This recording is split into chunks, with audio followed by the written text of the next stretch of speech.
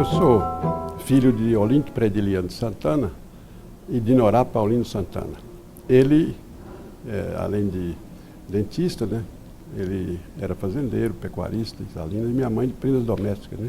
Filha única de Basílio Ferreira Paulino. Razão porque, como era filha única e o primeiro neto homem, eu fui praticamente adotado por ele, né, por Basílio Ferreira Paulino, que foi normalmente ou naturalmente o mentor da minha vida, né? Tudo na minha vida está ligado a Basílio Ferreira Paulino, que foi meu avô, né? Isso, por sua vez, era cunhado de Dalino Ribeiro. Meu avô era fazendeiro, mas era um homem que, a princípio, no princípio da sua vida, assim, ele é um homem, foi inclusive delegado de polícia, muito ligado ao cunhado de Dalino Ribeiro, razão porque exercia uma certa autoridade lá em Salinas e na região. Ele marcou fundamentalmente com a preocupação pela minha educação, né? Me conduzir nesse sentido, de forma que até a participação no primário, que foi no grupo escolar João Porfírio, em Salinas, até isso foi ele que teve grande influência. Meu pai foi interventor em Salinas, né? Interventor. O que era um interventor? Interventor era o prefeito ou presidente da Câmara. O presidente respondia pelo executivo. E era nomeado pelo presidente do Estado, que no caso eram interventores na época, né? Eu lembro pouca coisa daí, que era uma fase assim de 7 anos para 11, grupo escolar, pô, a gente presta pouca atenção nessas coisas, né? Mas meu pai era isso, exerceu a função pública, foi vereador também, foi presidente da Câmara, né? Então ele tinha assim, uma participação, mas sempre seguindo a orientação do coronel Dalino Ribeiro, né? Ele era o chefe político, que aliás era o chefe político da região toda, né? De Montes Claros, até a flor toda era ele que comandava isso.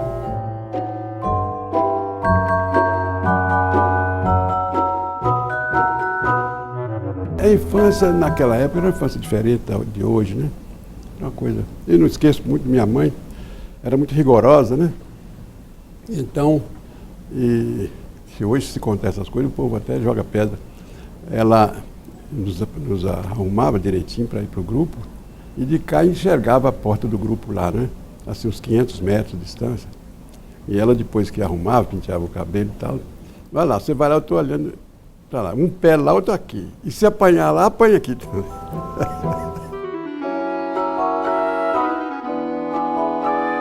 Maria de Oliveira Santana, né? Ela chamava-se Maria de Oliveira Santos, filha de uma família de boa representação econômica na região, né? Fazendeiros também, né? E estudou aqui no Colégio Sagrado Coração de Jesus, interno, né? Formou-se aí como professora, né? Sagrado Coração aqui. Depois de formada, nós nos casamos. Casamos em 46. Como nos conhecemos? Convivendo em Salinas mesmo, né? Férias dela, férias minhas e tal, né? Nessa convivência, né? Mas não tinha esses amores que tem hoje, não, nessas coisas. Era namoro solene em casa, né? Negócio mais diferente. Era sério, né? Não era namoro de dormir junto, como faz hoje. Era namoro de respeito mesmo. Então, por aí. Mas vivemos bem, tem quantos anos tem casado em 46, quantos anos tem casado, né?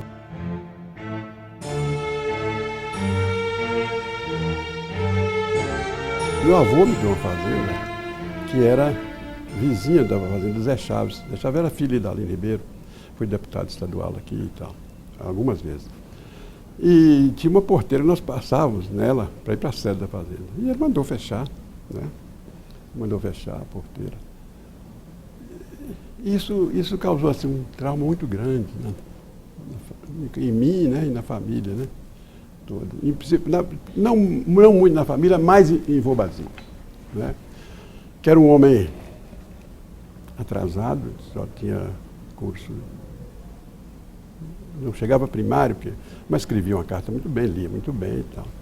Mas era um homem atrasado, mas muito rigoroso assim, nas coisas e radical nas suas posições.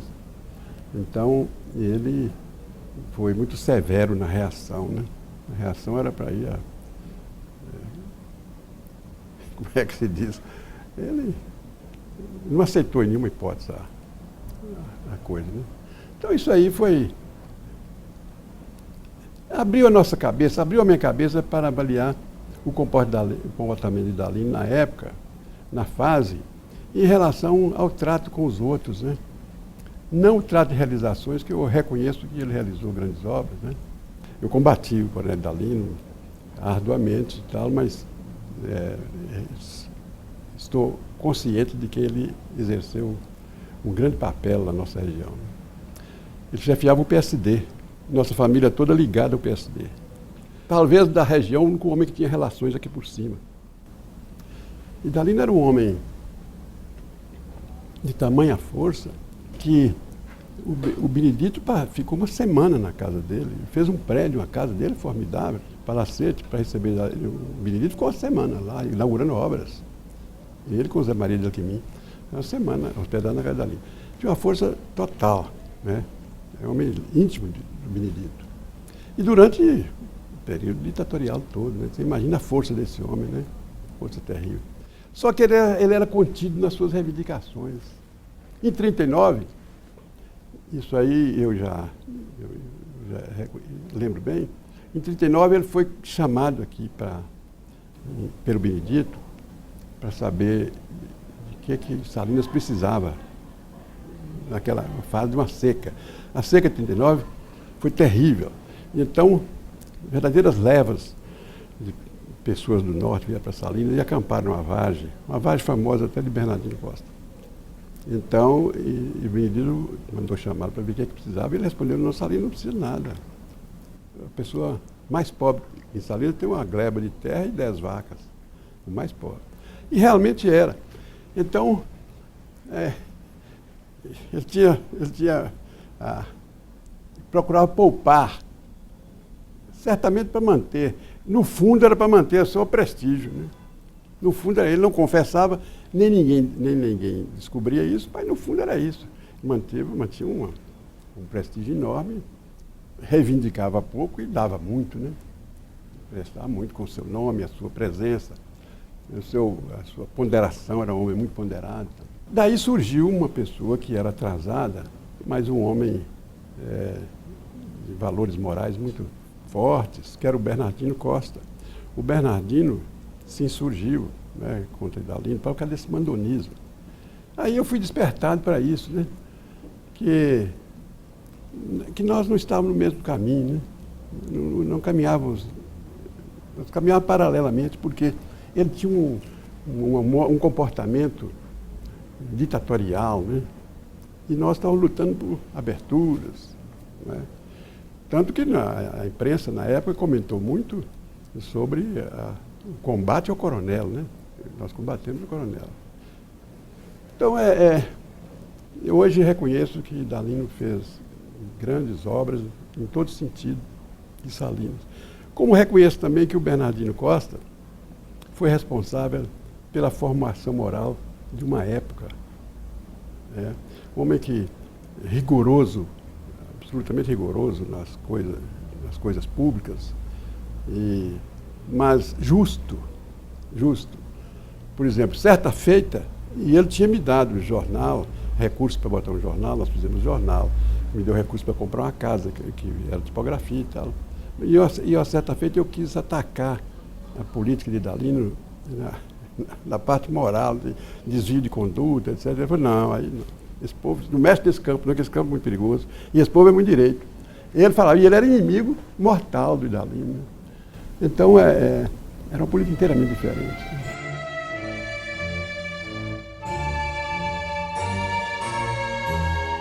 Eu recebi uma proposta do meu avô para ir mudar de Salinas, né? Eu vou lhe dar uma fazenda, que é a fazenda Morro Redondo. Eu vou lhe dar, você vai para lá, você vai pegar a assinatura da sua mãe, que é filha única, você muda daqui para eu não ser obrigado a mandar matar Dalino. Então, E aí, como é que nós íamos viver com sua avó? Você com sua avó e eu com ela. Como é que nós íamos viver, conviver junto e tal. Então você vai embora e tal. Realmente ele me deu essa fazenda e eu fui embora. E lá, mas lá eu fui estimulado porque eu tirei uma grande quantidade de turmalina fazendo uma cerca. Eu tirei 130 quilos de turmalina lá numa cerca. Né? Então, além das coisas que vinha tendo, esses recursos vultosíssimos na época, né, me estimularam. Depois veio o Antônio Peixoto e Lucena Cunha, candidato a deputado federal de Jequitinhonha. Me encontra casualmente, você não pode continuar submetido a esse abandonismo de Dalina e tal. Essas coisas todas foram me estimulando, né? Nós tentamos entrar para o DN nessa fase, o DN não nos aceitou, sob a alegação de que só aceitava se o candidato a prefeito fosse Alcides Loyola, um médico que tinha lá em Salinas, que era vinculado ao DN. Então nós daí saímos para o PR, né? Quando eu fui eleito vereador, eu tinha 21 anos. Eu fui impedido de tomar posse, porque eu não tinha certificado de reservista. Nós arranjamos certificado de reservista. Eram 15 vereadores, nós éramos 4 da oposição. 10 verdades nossas não correspondiam à mentira de Dalino aqui em cima. Então aí começou, não, houve aquele menino lá e tal, pergunta o menino e tal, né? Então começaram a aparecer as coisas, né? Quando eu entrei na política, Dalino já era, quando nós ganhamos, ele tinha 40 anos de exercício da chefia política. Esse povo do PSD ficou apaixonado com a derrota de Dalino. Toda a cúpula PSDista do Estado. Né? Foi um descuido deles, porque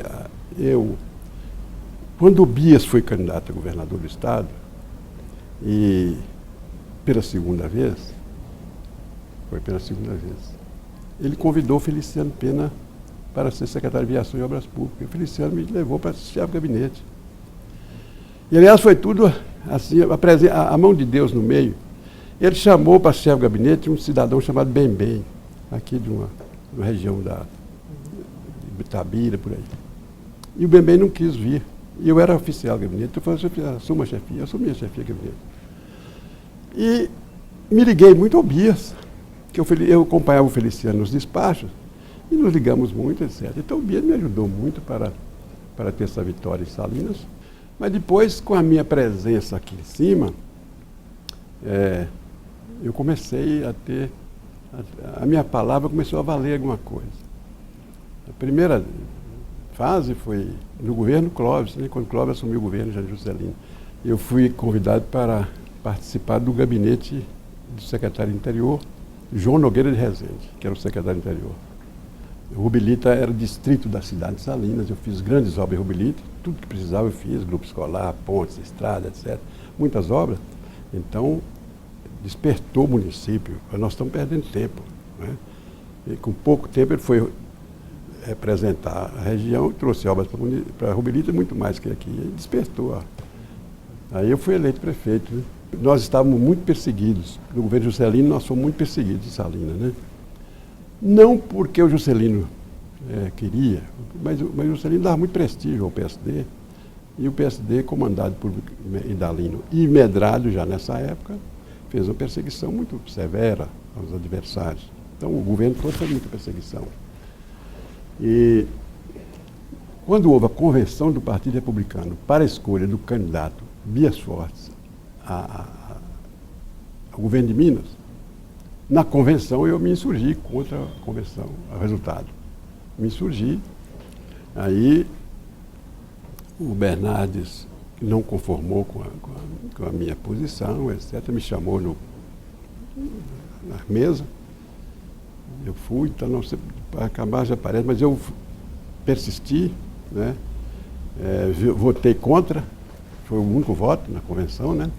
Depois pedi verificação, pedi que gravasse na ata, meu voto contra e tal. Ele estava lá, figuras extraordinárias, a amiga Renault, que eu censurei severamente, porque nos perseguiram também, o próprio Renault, que era o secretário de Educação. Então, o Bernardo me convidou para visitar o Bias, que era o candidato homologado. E nós fomos à casa do Bias no dia seguinte. Eu fui com o Arthurzinho, Bernardo. Eu fui à casa do Bernardo, do Bias, estava hospedado na casa de um genro chamado Cândido Holanda Lima. Era genro dele. Cândido Holanda Lima, era genro dele. Então, nos recebeu na Copa. a mim e o Arthurzinho. E aí perguntou ao Arthurzinho como é que tinha ocorrido a convenção e tal. O Arthurzinho relatou e disse para ele lá, é um menino aí que se insurgiu lá, e etc. O bispo falou, eu não posso fazer nada por ele. Não posso fazer nada. Mas aí causou um certo constrangimento, né? Porque a resposta foi rude. Então, ele voltou e falou, você ganhou em algum distrito? Eu falei, ganhei em Rubelito. Pois eu lhe prestigio em Rubelito, de fora a fora, se você ficar ativo na campanha em meu favor. Eu me deu um golpe, né? Eu falei, o compromisso está feito. Não está feito. Mas aí ele ele sentiu que foi demais. Então, pergunta. Na resposta minha, não, eu ganhei. Então eu prestigio você, Rubelito, está acabado. Mas desde que você assuma. Aí vem um bilhete de Zé Chaves. Nós saímos de lá e eu deixei o Arthurzinho no Normandia. Arthur Bernardo Filho, no Normandia. E vim a pé. Quando passo em frente à Assembleia, que era aqui na Tamoios, o Zé Chaves me chama. Ô Geraldo, vem cá. Agora nós vamos ter o candidato comum, Juscelino, o Tuzinho é candidato a vice, papapá, sou o mesmo candidato, que queria compor com você aquelas coisas lá em Salinas. Eu falei, como é que é? Ele falou, não, você não participar da eleição, nós faremos a eleição, tudo por nossa conta, você não participa. Eu falei, se você me dá um documento nesse sentido, eu posso assumir o compromisso. Ele falou, bate aí. Eu fui bater a máquina, que foi eu que datilografei, declarando que 2/5 da votação de Juscelino, Bias e Arthurzinho, sabe, foi dado pelo Partido Republicano, que obedecia a minha orientação. Você viu esse bilhete aí, não é?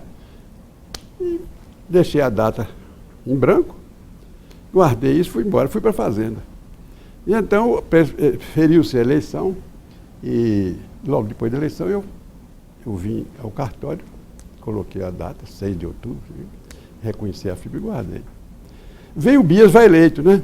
Chama o Feliciano para secretário de aviação. O Feliciano me põe como chefe de gabinete.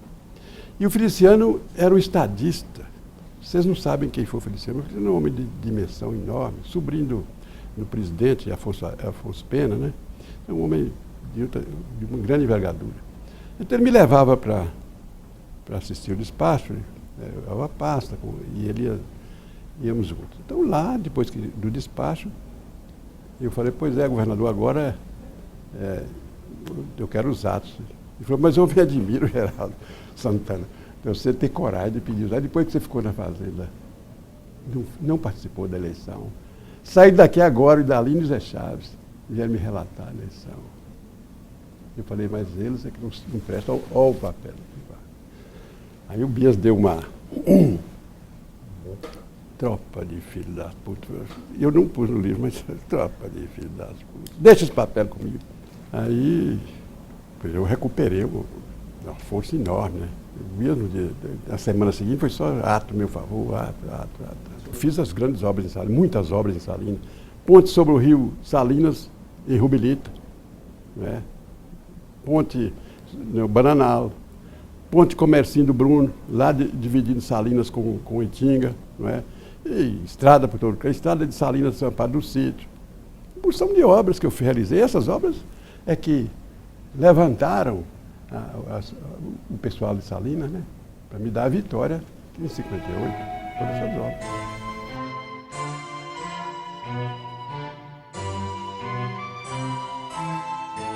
Eu ganhei essa primeira eleição por 500 e tantos votos, né? Mas teve uma passagem esquisita lá, porque não tinha juiz na região, né? Então tinha que vir apurar um juiz de Pedra Azul. E o juiz de Pedra Azul foi apurar o Vale do Jequitinhonha todo primeiro. E ficou essas urnas em Salinas e tal. E aquilo nos deu a cobiça, né, de furtar essas urnas. Nós fomos cansando, temos perdido a eleição, porque ele tinha feito um movimento enorme, o Idalino, um movimento pessoal, né? 2.000 e tantos cavaleiros, dia de eleição, aquele horror. Mas lá em casa, toda noite, aquele povo, aqueles companheiros, que diabo, perdemos e tal. Aí um sugeriu lá, um cidadão chamado Antônio Guimarães, sugeriu roubar umas urnas e trocar os votos. Então, o oficial de gabinete, Sebastião Moreira de Oliveira, tem até uma avenida com o nome dele, Salinas, foi que era encarregado de furtar as urnas. Furtava e trazia para cá de um amigo chamado Lúcio Ramos, e nós trocávamos a cédula. Trocava não, riscava o primeiro quadro, que foi a primeira vez que foi adotada a cédula oficial. Eu era o segundo quadro. Se fosse, acho que se fosse, tivesse votado Miguel, anulava o lugar. Eu era o primeiro quadro. Riscava o primeiro quadro. Ou anulava a cédula ou me dava o voto, né? Então, íamos fazer isso. Mas um amigo dele, um companheiro Dalino, escutou as nossas conversas. Aliás, a conversa de Antônio Guimarães com esse oficial de justiça, Sebastião Moreira de Oliveira. E foi contra Idalino, ele só se preparou. E foi a nossa sorte, porque ele mandou as pessoas armadas para garantir as urnas, né? E nós não tivemos condição de furtar as urnas. Foi a nossa sorte, ganhamos por 500 e tantos votos de frente. Né? Mas mesmo assim gerou uma desconfiança enorme, né? O juiz, inclusive, abriu inquérito, etc., nos ouviu e tal, mas não apurou, que realmente foi a realidade.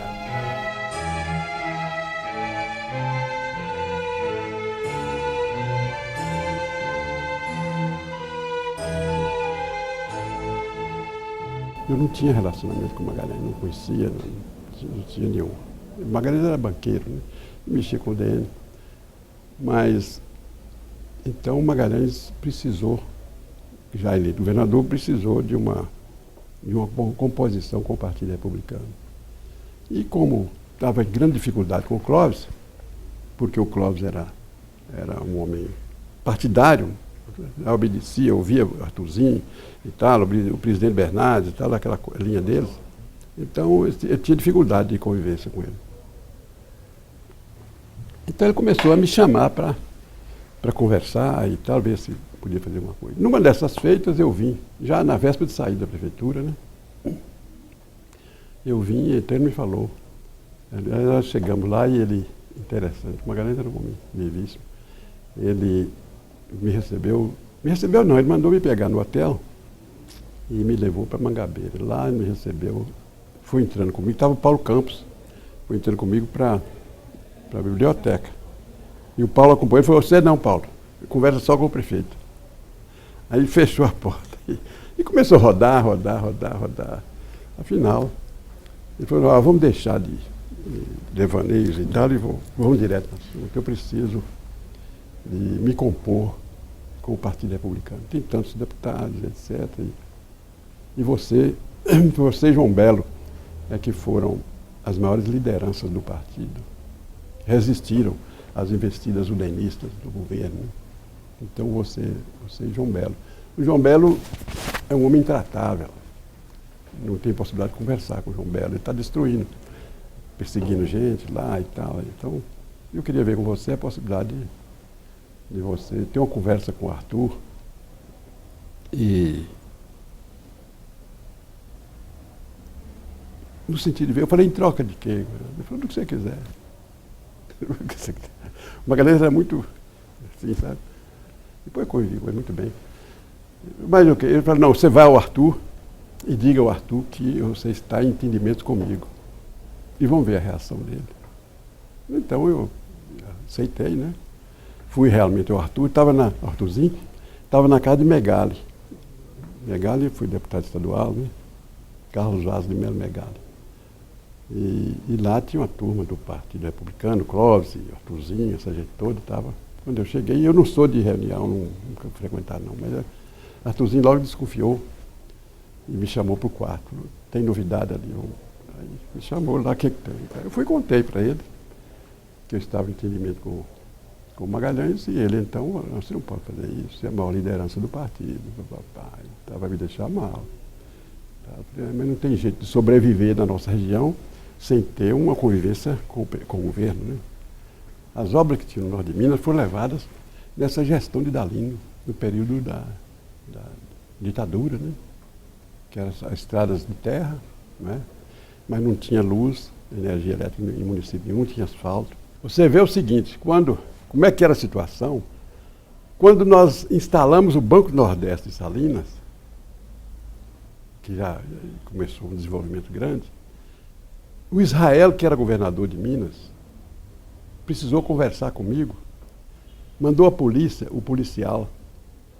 Pelo rádio ele mandou um policial lá em casa para eu vir a Montes Claros conversar com ele, no telefone de linha física.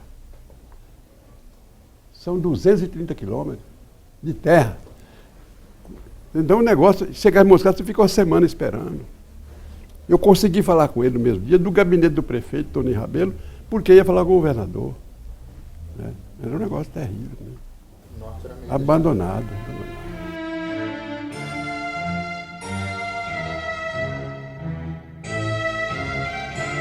O legislativo ainda tinha um resquíciozinho de poder. Pouco, um resquício, né? Mas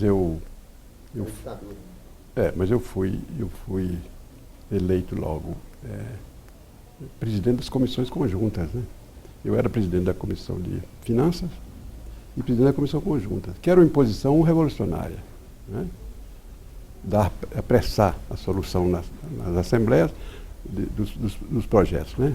Então, eu era presidente dessas comissões conjuntas e concomitantemente com presidente da Comissão de Finanças. Então, envolvido muito com essas questões financeiras e relacionadas com o Estado. O Estado sempre em dificuldade, né? E o governador Israel Pinheiro, não tinha presença no governo federal, né?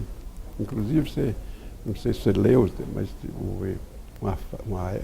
ele recepcionou o Costa e Silva aqui, levou na Assembleia, e houve um discurso lá pedindo o Costa e Silva para caçar o mandato dele, né? Na presença dele, né? Quer dizer, um negócio assim, Israel sofreu muito naquele contexto, né? Então, a presença foi mais de representação política, né? Levar atos políticos para Salinas, minha região e tal. Quando eu cheguei para tomar posse, inclusive tem uma coisa importante, a coisa que eles ofereciam, as facilidades para o deputado, né? O João Navarro me procurou, está vivo aí. Eu foi na minha sala, nós temos aqui um negócio para você. O que é? Você comprar um apartamento financiado pela Caixa Econômica Estadual,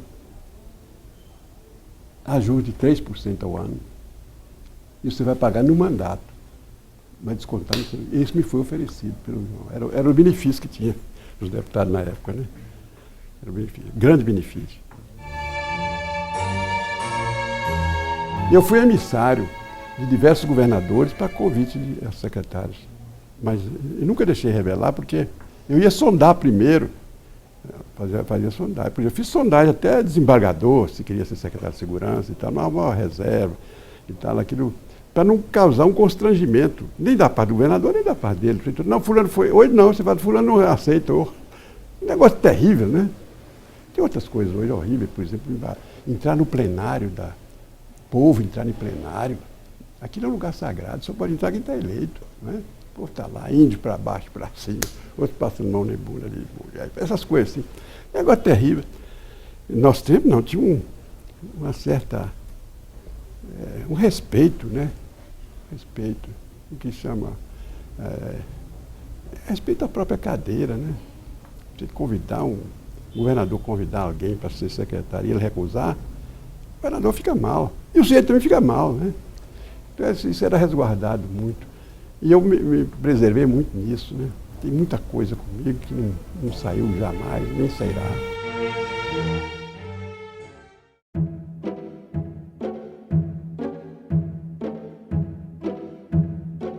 Eu sou oriundo de uma escola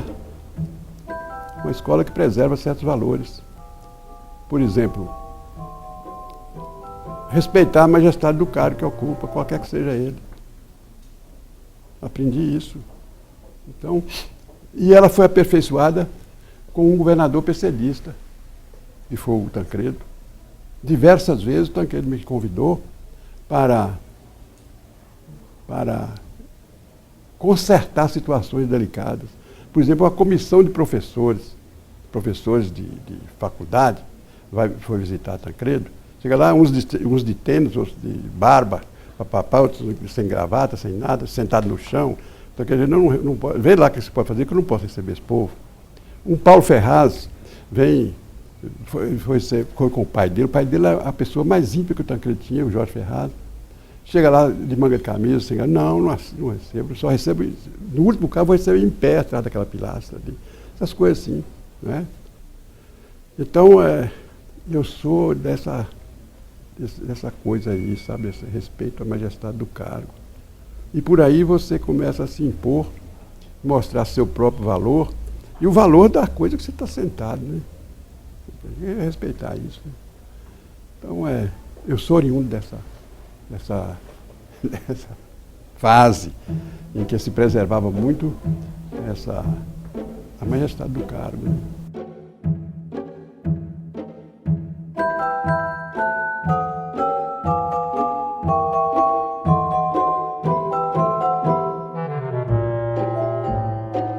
Eu fui chamado pelo Tancredo como candidato, quando ele foi candidato, né? Porque na primeira vez nós perdemos, né? Na segunda vez ele me chamou aqui no hotel. E então perguntou o que eu podia fazer. Eu estava com o governador Francelino, que frequentava assiduamente lá em casa, né? Frequentava a minha casa assiduamente. Frequentou na vida pública dele muito tempo e também na vida particular. Então o Tancredo me chamou e disse das possibilidades que ele estava com ela, mas que tinha receio do norte de Minas, porque era uma região que sobrevivia às expensas do governo. Então ele reconhecia que as pessoas não podiam deixar o governo com facilidade. E na época, eram 2 ou 3 sublegendas, que o sujeito era adversário, mas era amparado ali por essa sublegenda e tal. Então ele achava muito difícil entrar no norte de Minas, onde ele chamou de burgos pobres, não podres. A mídia que pôs podre, mas burgos pobres. O que eu podia fazer e se eu estava disposto? Eu falei, vou comunicar ao governador primeiro. Ele me estimulou a comunicar. Eu fui, comuniquei ao Francelino. Houve uma certa dramaticidade na hora da parte do Francelino, que não queria aceitar e tal. E achando que nós éramos muito amigos e tal. Eu falei, não, nossa amizade tem esse envolvimento político e tal, então eu estou afastando, vou afastar. E fui fazer essa coisa no norte de Minas, né? A única coisa possível era anular o voto. Né? Muita gente acha, inclusive o Zé Carlos de Lima, que foi grande jornalista do Correio da Manhã, e teve muita presença nessa vida pública em Brasília, na política em Brasília, acha que a eleição do Tancredo foi efetivada pela minha ação. Né? E o Tancredo me disse isso também. Se não fosse a votação do voto em branco, obtido que ele não teria sido eleito. Eu achava que o país estava bem. O povo tinha tranquilidade para trabalhar, né, cada um mostrar o seu valor. E tinha os problemas que a Revolução se excedeu, né, essas perseguições, etc. Mas eram grupos, né? A coisa era tão normal que eu era deputado estadual e precisei de uma fotografia aérea de uma região. Nós estávamos querendo fazer uma estrada em Salinas para uma região. Então precisei de uma fotografia aérea e não encontrei no DENOX. O professor só vai encontrar no Exército. Então eu fui aqui no ID4 e me apresentei lá um coronel e falei, eu venho aqui da parte da Prefeitura de Salinas. Ele falou, senta aí. Mandou sentar em frente à máquina, já era para denunciar alguém, né? Eu falei, não, vem da parte do lado. Eu venho do lado, aí ele riu e tal, e me arranjou a fotografia, um coronel do Exército. Então o negócio era assim, mas é uma autofagia completa, esse negócio de política, né? Você destruiu o outro, né? Muita denúncia, muita coisa e tal. Eu nunca caminhei nesse sentido. Fui denunciado muitas vezes, etc. Coisas que não tem. Não se vai, mas me deram aborrecimento. Mas eu nunca denunciei ninguém, nem escrito, nem oralmente. Acho que é uma fraqueza moral.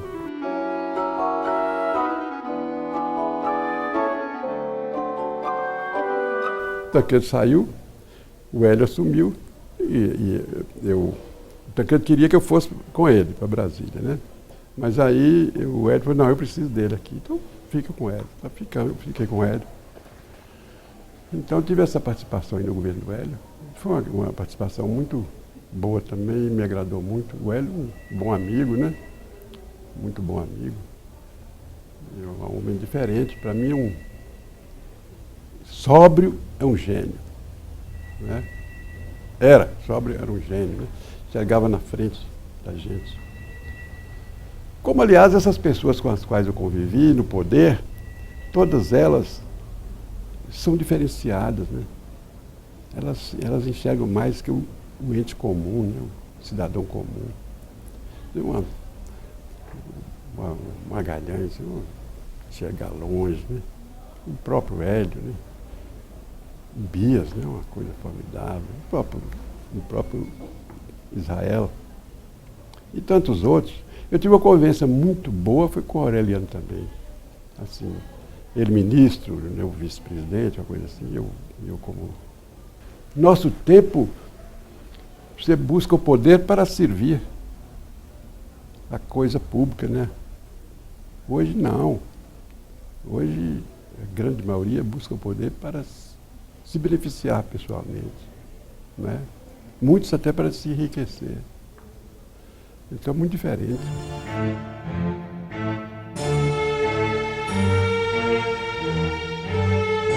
Estava no fim do governo de Hélio, né? Garcia, quando nós fomos à Contagem, o Hélio me apanhou, vamos ali, fomos em Contagem inaugurar uma obra lá, à noite. Lá. Aí o Newton falou com o Hélio, de você eu só quero esse homem. Em brincadeira dele lá, né? Aí, que passou assim, por causa de um certo... E aí, na volta, então, voltava com ele falou, esse gordo está querendo ser governador. Esse gordo, mas ele não serve. Ele não serve, não. E pronto, ficou nisso. Ele era um homem assim.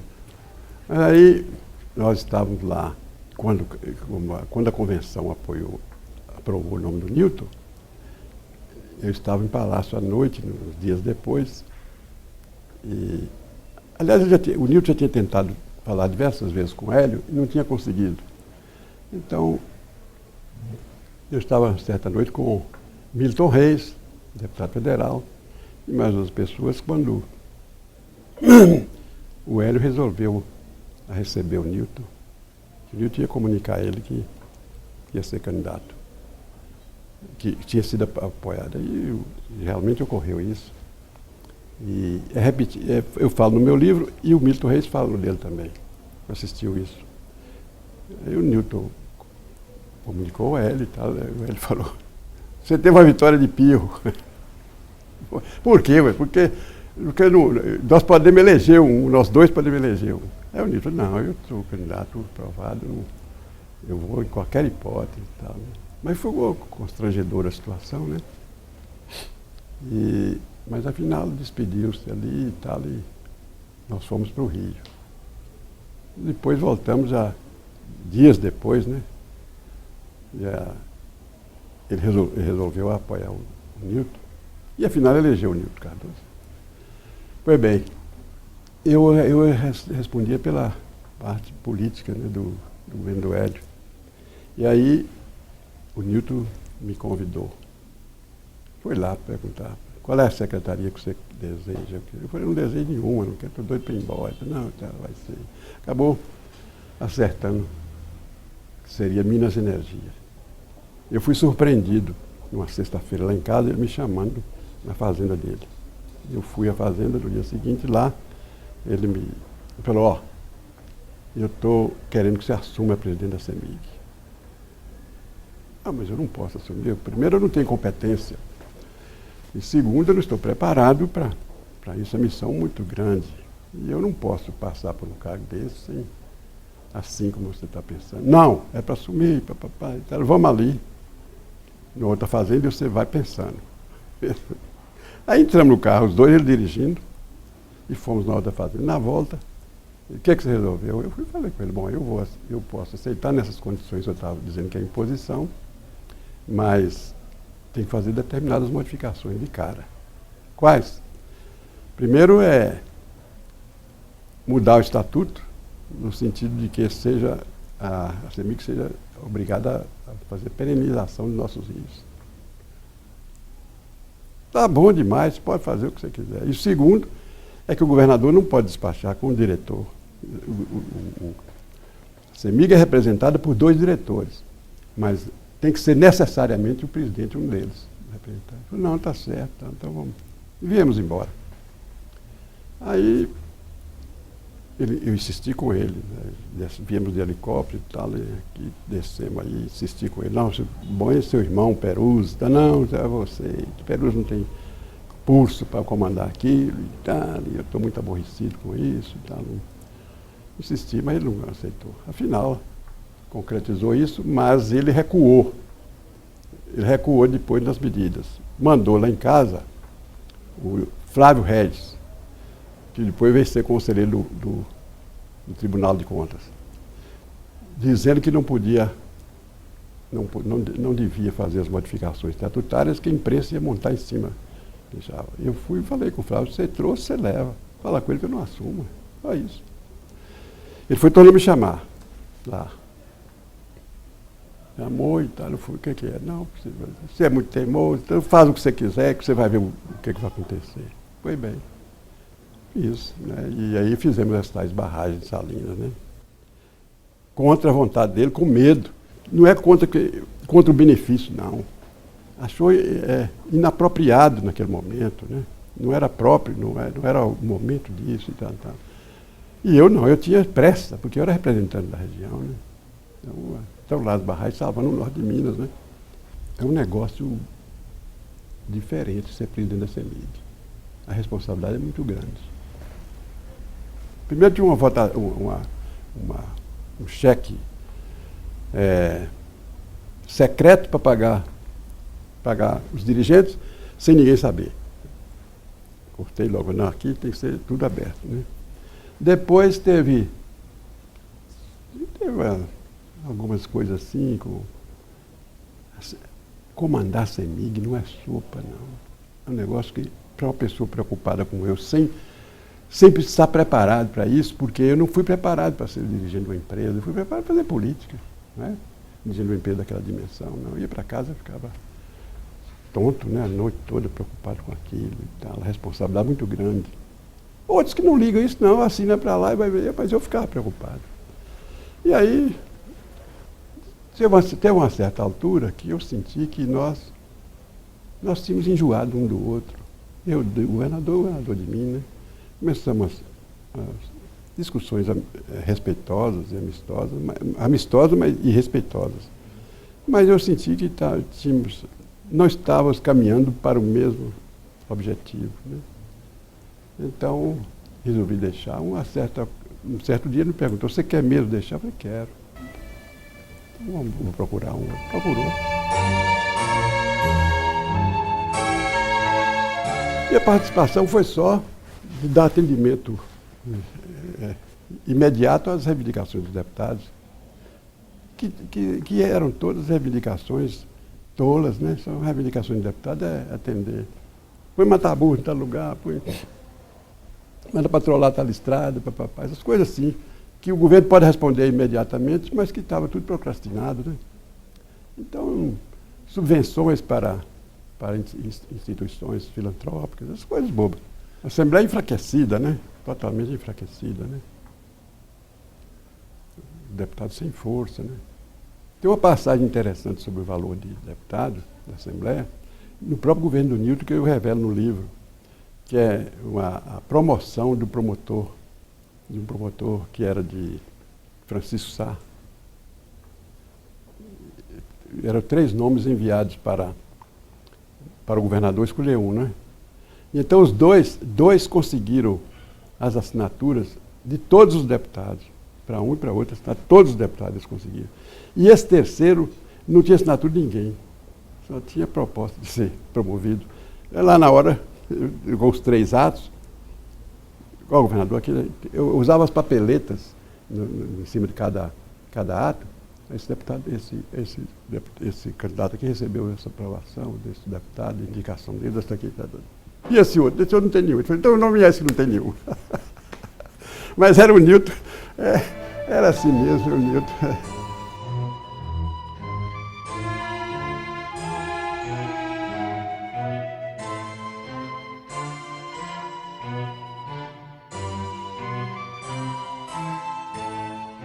Aqui na Assembleia, a minha presença foi mais de comissão, né? Eu fui logo escolhido pelos companheiros como presidente de uma comissão de Constituição e Justiça. Depois fui eleito líder da bancada do PMDB.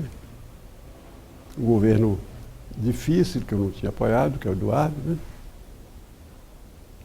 Então, bom, a participação minha é discreta, relativamente discreta, mas séria, né? Tinha contato permanente com Aureliano, com essas pessoas, essas figuras maiores, né? Direção do partido. Mas na Assembleia, a rotina mesmo. O Hélio, alguém já me disse o seguinte, o Hélio não articula 10 palavras, não é verdade. Ele falava, hoje não fala, né? Mas falava aquilo que era necessário. Ele era um empreendedor. Já o Tancredo, eu levava, por exemplo, 20 atos, o processo para resolver e tal. Ele falou, não, Geraldo, deixa isso, vamos conversar por isso. Isso é obrigação do Estado. É o parlamentar, o Tancredo, né? E o Hélio era o executivo, né? O empreendedor. Então é uma coisa inteiramente diferente. O Tancredo era apaixonado pelo parlamento, né? Gostava de parlamentar. Não com muita gente. A mídia conseguiu distorcer isso aí, achando que alguém estará executando. Hoje a escola que obteve o Tancredo, não é. O Tancredo não convivia assim. O Tancredo jamais conversou com 3 pessoas sobre política.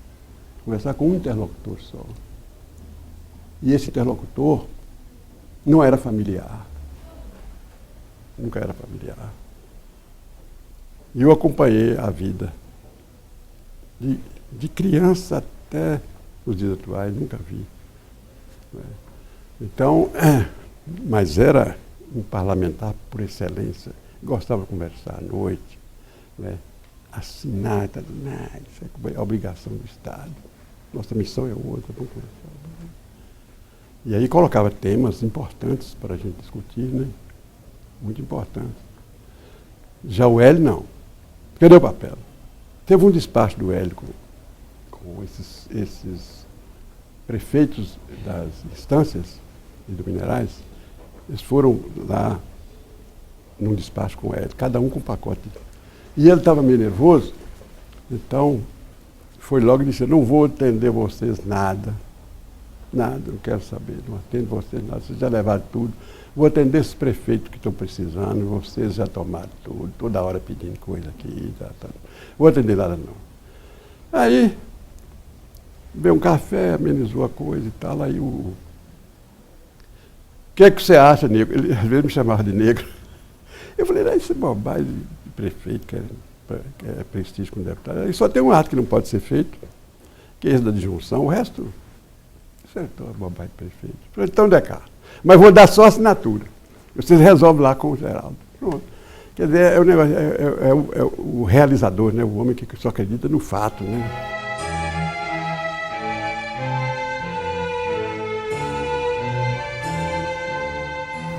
A forma como eu convivi com essas pessoas, né, os dirigentes do Estado, né, eu nunca permiti intimidade, né, nunca me permiti intimidade com eles. Né, sempre é relacionamento quase institucional, né, sem liberdade.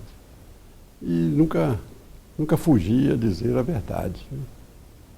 Você fala, não, o senhor está errado, o senhor está equivocado por isso. Não sou áulico, nunca fui áulico. Nunca falei as coisas para agradar. Então, acho que foi por isso. Né? Essa linha sempre me acompanhou. Assim, eu estive sempre presente nessa linha de comportamento com a qual eu me dei bem. Eu voltei para a minha origem, né? Minha origem. Eu acho que as pessoas voltam, tanto que eu estranho que a maioria fica por aqui, né? Vai ficando, fulano é PhD, e fica por aí. Eu não, para voltar mesmo. Mas eu chegando lá, fui procurado pelo chefe dos adversários, né? O deputado. E então, ele me falou, a única forma de nós salvarmos aqui nossa terra é você ser candidato para espantar essa corrupção que está aí e tal. Ninguém aguenta mais. Eu resisti, depois acabei cedendo. Foi um erro. Por quê? Devíamos ter continuado a luta. Porque depois veio uma coisa diferente.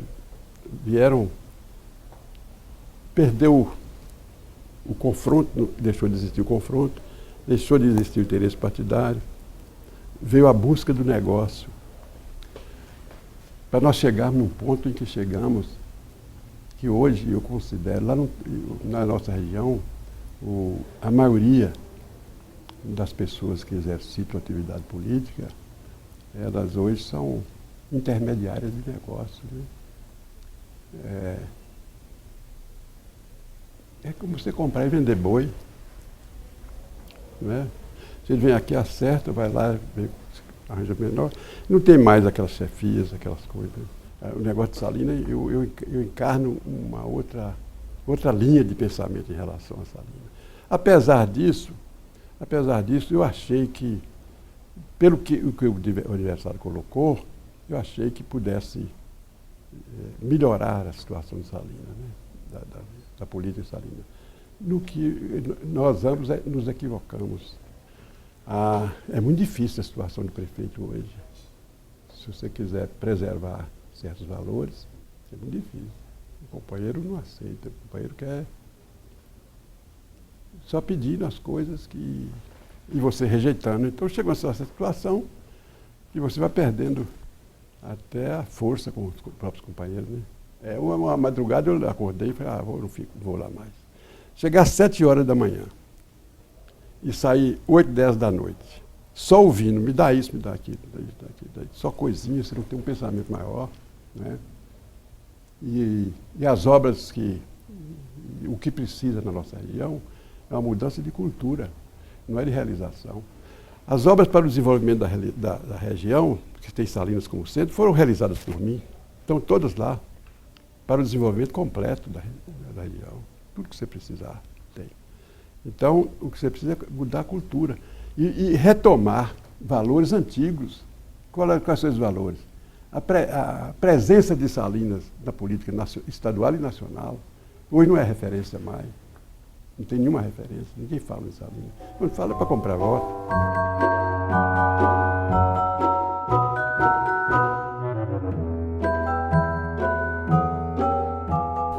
O ambiente não é propício para quem pretende preservar certos valores. Não é propício. O ambiente é para negócio. Não se conversa em interesse público, conversa em negócio. E isso vai de cima a embaixo. Quer dizer, você conversa em todos os segmentos, ou quase todos, né? É dessa forma. Então não é propício. Acho que nós não vamos ter saídas fáceis. Com esse quadro que está aí, não temos saídas fáceis. Você vê o seguinte, a gente esperava aquela pregação de determinados homens, faz isso, tá, vem uma proposta, hoje uma proposta, amanhã outra, e tal. Quando você vai ver, ele está envolvido também com maracutaia, né? Tenho minhas dúvidas muito grandes a respeito de realizações no campo material na atualidade. Para mim, é preferível não fazer nada. Voltar só para a cultura. Vamos educar o povo e mostrar o que é a coisa pública. Tem que preparar as pessoas. Outra coisa que eu tenho minhas dúvidas é a respeito da inclusão social. Nós fomos feitos desiguais. O Estado tem que dar oportunidade a todos. Mas nós somos desiguais. Você não tem a mesma vocação que eu, não tem a mesma vontade, né? Então, essa coisa, é preciso rever certos valores, certas propostas. mas com seriedade, pisado no chão, né? A fase não é boa, não. As crianças que estão aí não estão corando com as notícias que vêm. Eles não têm referência mais.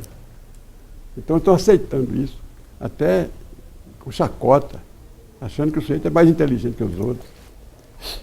Né? Não, fulano é competente, está furtando mais do que os outros. Então, é um negócio muito difícil para a gente. Muito difícil para quem para quem procura preservar uma linha de conduta que prevaleceu no seu passado. Eu não tenho nenhum arrependimento do que tenha feito, do que fiz. Mas tenho, assim, uma certa angústia, porque aquela pregação que eu fiz, ela não foi... Ela foi desmontada hoje. E não adianta você conversar, né? Isso é uma fase. Não adianta você estar insistindo, porque chama você, isso é idiota, está ultrapassado, está caducando. Tal. E eu não tenho nada de caduquice, não. Eu estou em plena atividade, apesar da minha idade avançada, em plena atividade e muito preocupado em encontrar alguma saída para os problemas nacionais e estaduais.